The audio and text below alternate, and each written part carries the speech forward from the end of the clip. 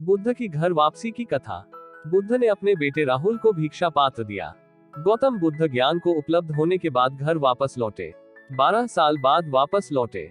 जिस दिन घर छोड़ा था, उनका बच्चा, उनका बेटा राहुल एक ही दिन का था। जब आए तो वह 12 वर्ष का हो चुका था। और बुद्ध की पत्नी यशोधरा बहुत नाराज थी, स्वभावत। और उसके एक बहुत महत्वपूर्ण सवाल पूछा। उसने पूछा कि मैं इतना जानना चाहती हूँ, क्या तुम्हें मेरा इतना भी भरोसा न था कि मुझसे कह देते कि मैं जा रहा हूँ? क्या तुम सोचते हो कि मैं तुम्हें रोक लेती? मैं भी क्षत्राणी हूँ। अगर हम युद्ध के मैदान पर तिलक और टीका लगाकर तुम्हें भेज सकते हैं, तो सत्य की खोज पर नहीं भेज सकते। तुमने मेरा अपमान किया है, बुरा अपमान किया है, जाकर किया अपमान, ऐसा नहीं। तुमने पूछा क्यों नहीं? तुम कह तो देते कि मैं जा रहा हूँ, एक मौका तो मुझे देते, देख तो लेते कि मैं रोती हूँ, चिल्लाती हूँ, रुकावट डालती हूँ। कहते हैं बुद्ध से बहुत लोगों ने बहुत तरह के प्रश्न पूछे होंगे, मगर जिंदगी में एक मौका था जब वे चुप रह गए, जवाब न दे पाए। और यशोधरा ने एक के बाद एक तीर चलाए। और यशोधरा ने कहा कि मैं तुमसे दूसरी यह बात पूछती हूँ कि जो तुमने जंगल में जाकर पाया, क्या तुम छाती पर हाथ रखकर कह सकते हो कि वह यही नहीं मिल सकता था? यह भी भगवान बुद्ध कैसे कहें कि यही नहीं मिल सकता था, क्योंकि सत्य तो सभी जगह है। और भ्रमवश कोई अनजान कह दे तो भी कोई बात मानी जाए। अब तो उन्होंने खुद सत्य को जान लिया है कि वह जंगल में मिल सकता है, तो क्या बाजार में नहीं मिल सकता? पहले बाजार में थे तब तो लगता था सत्य तो यहाँ नहीं है, वह तो जंगल में ही है। वह संसार में कहाँ, वह तो संसार के छोड़ देने पर ही मिल सकता है। पर सत्य के मिल जाने के बाद तो फिर उसी संसार और बाजार में आना पड़ा, तब जाना यहाँ भी जाना जा सकता था सत्य का नाहक भागे। पर यहाँ थोड़ा कठिन जरूर है, पर ऐसा कैसे कह दे कि यहाँ नहीं है? वह तो सब जगह है। भगवान बुद्ध के पास इस बात का कोई उत्तर नहीं था। उन्होंने आंखें झुका ली। और तीसरा प्रश्न जो यशोदा ने चोट की, शायद यशोधरा समझ न सकी कि बुद्ध पुरुष का यूं चुप रह जाना अति खतरनाक है। उस पर बार बार चोट कर अपने आप को झंझट में डालने जैसा है। बुद्धों के पास क्या होता है? ध्यान ध्यान ध्यान और संन्यास। सो इस आखिरी चोट में यशोदा उलझ गई। तीसरी बात उसने कही, राहुल को सामने किया और कहा कि ये तेरे पिता है। ये देख, ये जो भिखारी की तरह खड़ा है, हाथ में भिक्षा पात्र लिए, यही है तेरे पिता। ये तुझे पैदा होने के दिन छोड़कर कायरों की तरह भाग गए थे, अंधेरे में अपना मुंह छुपाए, जब तू मात्र के एक दिन का था, अभी पैदा हुआ नवजात। अब ये लौटे हैं तेरे पिता, देख ले इन्हें जी भरकर।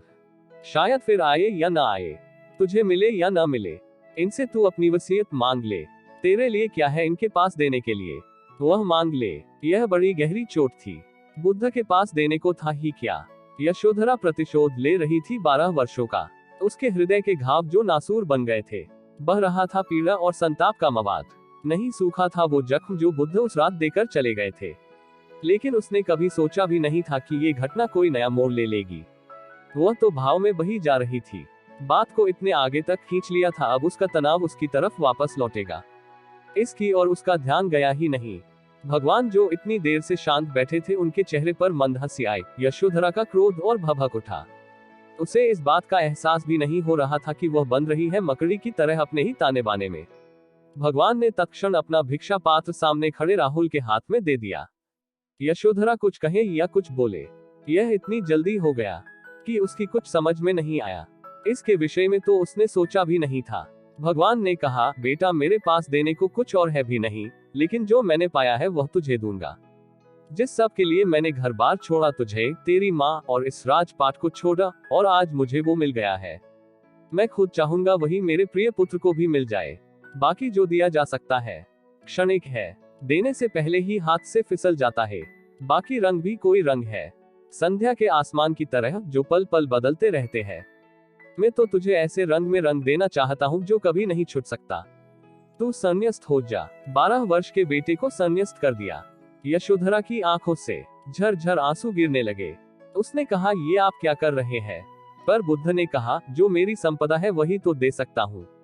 समाधि मेरी संपदा है और बांटने का ढंग संन्यास है। और यशोधरा, जो बीत गई बात उसे बिसार दे। आया ही इसलिए हूँ कि तुझे भी ले जाऊं। अब राहुल तो गया, तू भी चल। जिस संपदा का मैं मालिक हुआ हूँ, उसकी तू भी मालिक हो जा। और सच में ही यशोधरा ने सिद्ध कर दिया कि वह क्षत्राणी थी। तत्क्षण पैरों में झुक गई और उसने कहा, मुझे भी दीक्षा दे। और दीक्षा लेकर भिक्षुओं में, सन्यासियों में यूं खो गई कि फिर उसका कोई उल्लेख नहीं है।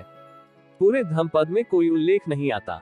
हजारों सन्यासियों की भीड़ में अपने को यूं मिटा दिया जैसे वो है ही नहीं। लोग उसके त्याग को नहीं समझ सकते। अपने मान सम्मान अहंकार को यूं मिटा दिया कि सन्यासी भूल ही गए कि ये वही यशोधरा है, भगवान बुद्ध की पत्नी। बहुत कठिन तपस्या थी यशोधरा की, पर वो उस पर खरी उतरी। उसकी अस्मिता यूं खो गई जैसे कपूर। बौद्ध शास्त्रों में इस घटना के बाद उसका फिर कोई उल्लेख नहीं आता। कैसे जियाई, कैसे मरी, कब तक जियाई, कब मरी, किसी को कुछ पता नहीं। हाँ, राहुल का जरूर जिक्र आता है बौद्ध शास्त्रों में। जब उसे ब्रह्म ज्ञान प्राप्त हुआ, शायद वह 16 साल का था। उस रात उसे मारने डराया। वो सन्यासियों की कतार में बहुत दूर सोता था, एक साधारण सन्यासी की तरह। उस रात वह जब मारने उसे डराया, तब वह गंधकुटी के बाहर आकर सो गया। भगवान बुद्ध की कुटिया को गंधकुटी कहते थे। उसी रात राहुल ब्रह्म ज्ञान को उपलब्ध हुआ। मात्र राहुल का भी बौद्ध ग्रंथों में यही वर्णन आता है। कठिन था जीवन, रोज रोज भिक्षा मांग कर खानी होती थी। और जब आप अति विशेष हो तो आपको अपनी अति विशेषता को छोड़ना अति कठिन है। यशोधरा और राहुल ने छोड़ा, उन सन्यासियों की भीड़ में ऐसे गुम हो गए, यूं लीन हो गए, यूं डूब गए। इसको कहते हैं ज्ञान। कि आने के पश्चात भी आप न देख सके, कोई ध्वनि भी न हुई, कोई छाया तक नहीं बनी। तभी कोई अपने घर आ सकता है। बैंड बाजा बजाकर केवल आने का भ्रम पैदा कर देना है।